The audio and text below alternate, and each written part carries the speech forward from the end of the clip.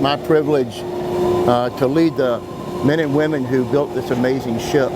So today we're going to flood the dock. It's the first time the ship will be in the water since we started construction in the dock in August 2015. So at 9 o'clock we're going to open the gate. We're going to open the valves in the gate, and that will allow the water to come in.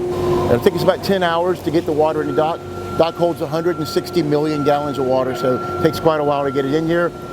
It's a three-step process, so we will flood the dock to a certain level. We go in and sound tanks, and then we'll move the ship next week to the west end of the dock to get it ready to undock to go to Pier 3.